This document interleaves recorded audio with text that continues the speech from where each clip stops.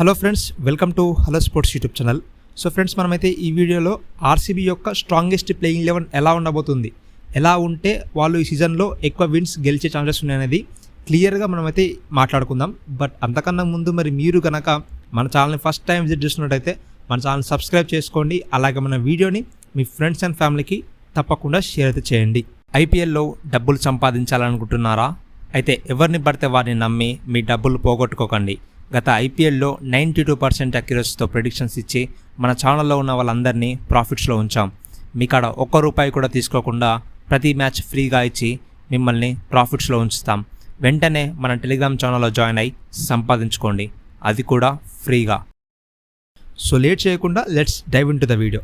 So friends, మనమైతే ఈ playing 11 అనేది కంప్లీట్ సీజన్ గురించి మాట్లాడుకుంటున్నాం. ఎస్పెషల్గా నెక్స్ట్ మనకి చెన్నైతో మ్యాచ్ ఉంది కాబట్టి ఆ పిచ్ని ఆధారంగా అయితే ఈ ప్లేయింగ్ 11 చెప్పట్లేదు. మనకి ఆ మ్యాచ్ యొక్క ప్లేయింగ్ 11 అనేది నెక్స్ట్ వీడియోలో వస్తుంది. ఇదైతే కంప్లీట్ ఓవరాల్ సీజన్ గురించి అయితే మాట్లాడుకుందాం. సో ఫస్ట్ ఆఫ్ ఆల్ మన టీమ్ ఓపెనర్స్. సో మన కెప్టెన్ ఫ్యాఫ్ డు ప్లెసిస్ ఓపెన్ చేసే అవకాశాలు చాలా ఎక్కువ ఉంటాయి. ఫ్యాఫ్ అండ్ విరాట్ ఓపెన్ చేసే ఛాన్సెస్ ఉంటాయి. అండ్ నెక్స్ట్ మనకి 1 డౌన్లో రజత్ పట్టిదార్ ఆడతాడు. అండ్ నెంబర్ 4లో మనకి గ్లెన్ మ్యాక్స్వెల్ ఆడతాడు. అండ్ 5లో మనకి ఎక్స్పెన్సివ్ బై క్యామరన్ గ్రీన్ ఆడతాడు. అండ్ నెంబర్ 6లో మనకి దినేష్ కార్తిక్ ఆడతాడు. అండ్ నెంబర్ 7లో అనేది ఒక స్లాట్ అనేది పక్కన పెట్టండి. నెంబర్ 7 స్లాట్ ఒకటి పక్కన పెట్టండి. అండ్ నెంబర్ 8లో మనకి 2 ఆప్షన్స్ ఉన్నాయి. అది మయాంక్ దగర్ ఆర్ కరణ్ శర్మ. సో మ్యాక్సిమంగా మనం అయితే కరణ్ శర్మ కన్నా దగర్తో వెళ్ళే ఛాన్సెస్ ఎక్కువ ఉంటాయి కాబట్టి నెంబర్ 8లో మనకి మయాంక్ దగర్ ఆడతాడు. అండ్ నెంబర్ 9 స్లాట్ అనేది ఒకటి పక్కన పెట్టండి. ఆ నెంబర్ 9 స్లాట్ వచ్చేసి మనకైతే ఫారెన్ పేసర్ అనమాట. అండ్ నెంబర్ 10 అనేది మనకి యష్ దయాల్ ఆడతాడు. అండ్ నెంబర్ 11లో సిరాజ్. ఇది మనకి ప్లేయింగ్ 11 ఉండే ఛాన్సెస్ ఉంటాయి. ఇప్పుడు మనం నెంబర్ 9 స్లాట్ గురించి మాట్లాడుకుందాం. నెంబర్ 9 స్లాట్లో ఎవరు ఆడతారు?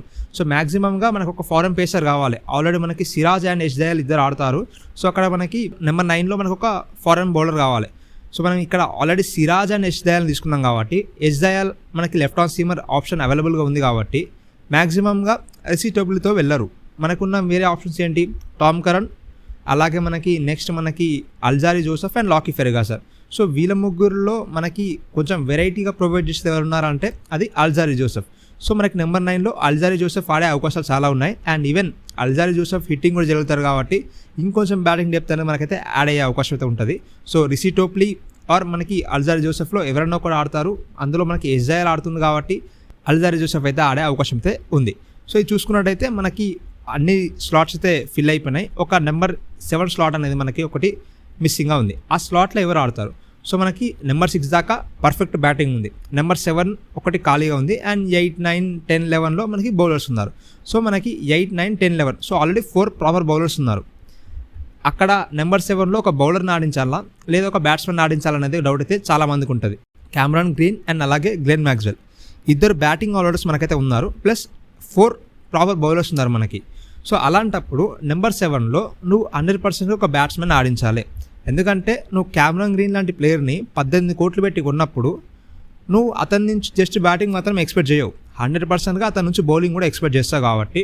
సో ఈ 4 బౌలర్స్ మనకి దగర్, అల్జారీ జోసెఫ్, యష్ దయాల్, సిరాజ్ వీళ్ళతో పాటు క్యామరన్ గ్రీన్ అండ్ అలాగే మ్యాక్స్వెల్ నుంచి కూడా మనమైతే ఓవర్స్ ఎక్స్పెక్ట్ చేస్తాం. ఇలాంటప్పుడు మనిషికి 4 ఓవర్స్ వేసుకున్నా మనకి ఈజీగా 20 ఓవర్స్ కంప్లీట్ అయిపోతాయి.